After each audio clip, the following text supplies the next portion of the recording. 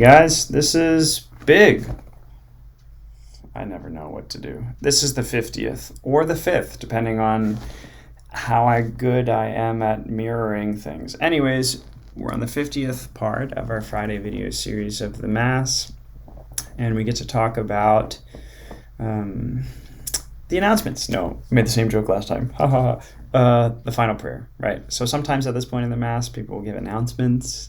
We kind of do that here at St. Mary's. That's not actually in the rubric, but there's a kind of fittingness, you could argue, to putting the announcements right there before the Mass concludes. You could also make an argument that you shouldn't do that and that you should do the announcements at the very beginning of Mass or at the end of Mass. Okay, whatever. I'm not going to get into that. But what is in the Mass at this point is the final prayer, the prayer called the prayer after communion. And the text of these prayers is really rich, and it usually touches on the dignity and the beauty of having received Jesus in the Blessed Sacrament. So it's a kind of reminder of the privilege and of the grace and of the power of Jesus in the Most Holy Sacrament, and of a petition that is often kind of woven into that prayer that asks Jesus to kind of bear fruit in our lives through the reception of Holy Communion. For example, I haven't prepped this, but we're just going to go to the very first one that I opened up to, and this is a prayer. This is one example of a prayer after communion.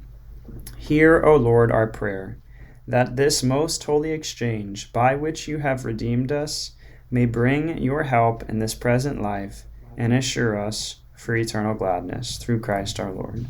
Okay, what's this most holy exchange? The most holy exchange of Jesus coming to us in the Blessed Sacrament, our heart being given to him on the altar, to the Father on the altar, and us receiving Jesus in the most holy Eucharist. And we ask that this reception of Jesus in the Holy Eucharist, that has redeemed us, right? We're redeemed by the sacrifice of Jesus on the cross, which we enter into and participate in a mysterious way through the reception of his most holy body in the Eucharist. This is like,